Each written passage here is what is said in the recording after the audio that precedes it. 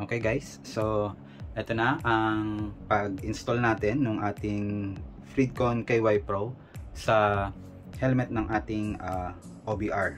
Okay, so kunin lang natin yung helmet.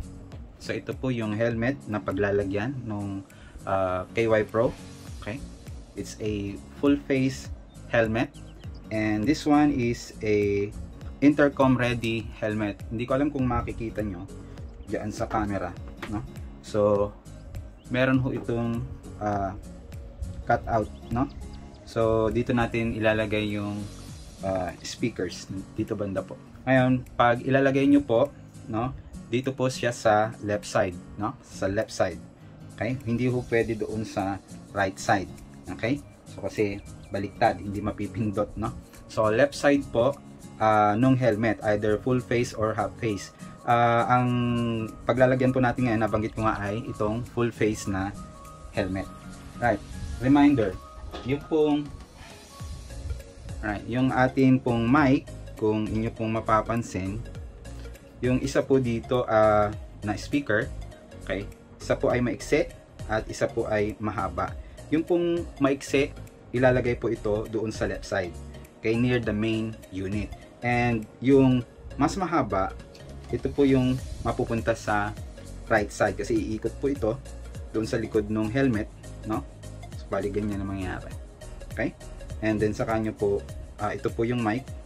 Since full face helmet po yung gagamitin, ito pong standard mic po ang ating i-install. And then ito naman po yung ikakabit natin doon sa ating main unit. Ang gagamitin po natin or ang ilalagay po natin itong clip on. Okay, ito po siya. Okay? Yan. Right, so umpisahan na po natin na ilagay. Una po muna, kinakailangan po nating tanggalin yung padding, no, ng ating helmet. Okay? So tatanggalin ko lamang dun sa pagkaka-clip.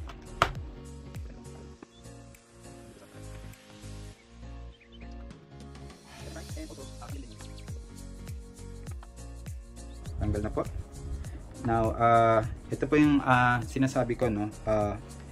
Intercom ready na po itong ano na to, helmet na to. So may cut out po siya. Kung may makita kayong ganyan, no, doon sa inyo pong helmet, ibig sabihin intercom ready. Kung wala naman po, hindi ho intercom ready. Pero don't worry, pwede pa rin naman pong ilagay yung intercom po na KY Pro, dahil meron naman pong adhesive at velcro yung intercom na yon. Okay, so tanggalin po yung cutout. Ito po siya.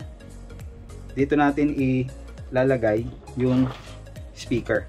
Okay, so nabanggit ko kanina na yung maiksi, no, na speaker, ito po yung speaker, ay dito po sa kaliwa, no. Ayan. Ayan, dito po. So yan po yung kaliwa. Yung kable ay papunta po sa likod. Ayan. Okay. So ito po yung lalagay sa main unit. Ito po naman yung right speaker. So ayan, natanggal na ho natin yung cutout. Okay, so yung mas maiksi po na speaker, na kable ng speaker, ay doon po sa left side po ilalagay. Ngayon, since medyo palubog po ito at parang ayaw pong kumapit, ano, okay, pwede po nating lagyan nung adhesive po natin.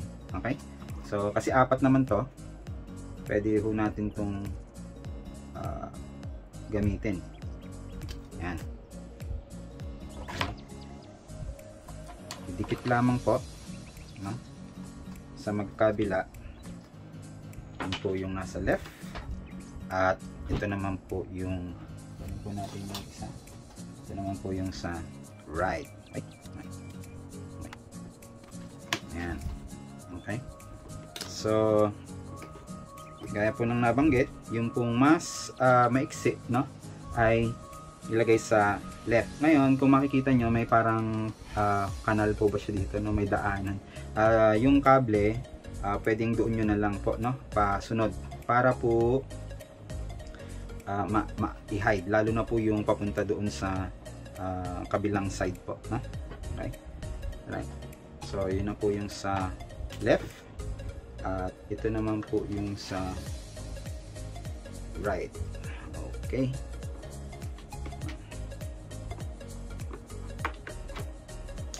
and then yung pong mic, sorry, pwede nyo na pong i-hide ito sa likod, no? Pwede na pong ikabit yung padding sa likod.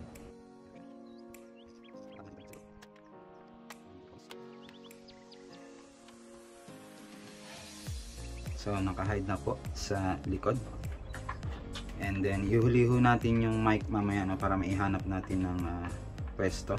Actually pwede nyo pong tanggalin muna. Ayan. Okay.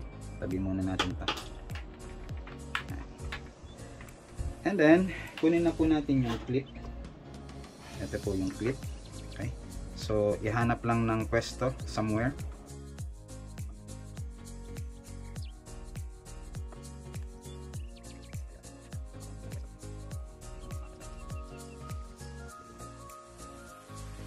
Siguro naman hindi na malalaglag. Baka dito banda. Ito. Yan. Hindi ko po muna ididiin. Mamaya na po. Nailagay na natin. Tapos ibabalik na ho natin yung kick padding.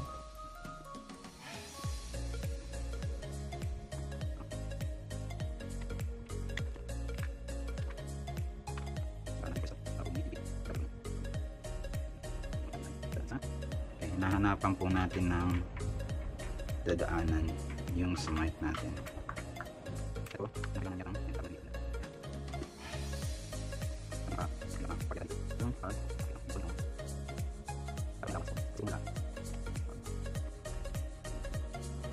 so dapat ito ay may kabit natin mamaya. Ayan. So may allowance po dapat. And then the last one, ito, medyo mahirap to. Okay. Ayan. Alright, so left side is done. Let's go for the right side. Right. Dito madali na lang kasi wala namang kable na iniingatan.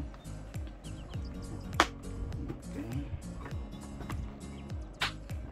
Yung kable ng mic na kailangan natin ilabas pala. Where was it? There it is.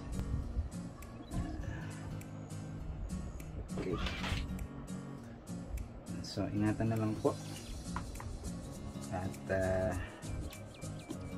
padaanin ng maayos.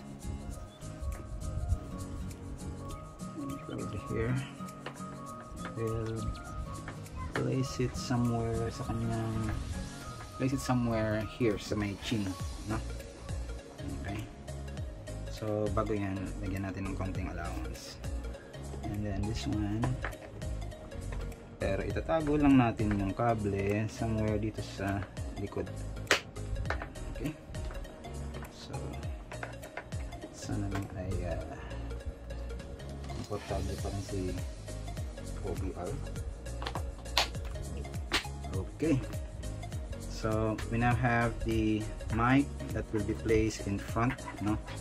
Ang hanapan natin ng pwesto rito, kuha ng isang maliit, no? And then hanapan ng pwesto somewhere, no? Kung saan nyo gustong ilagay. Yan. So nakahanap na tayo ng pwesto. Recommended yung hindi direktang, medyo gilid siya, no? Para hindi direkta na, kasi minsan man nagkakaroon ng clipping. Anyway, pwede namang i-adjust to. And then last, lalagyan na natin to. Yon. Okay.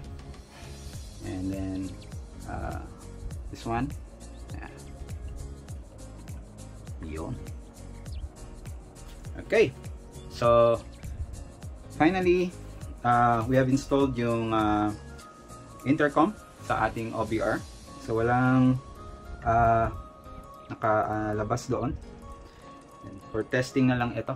Try natin i-on. 2 seconds daw. 1, 2. Okay. So, naka-on na siya. Right. So, that's how you install yung Fridcon KY Pro intercom sa full face helmet.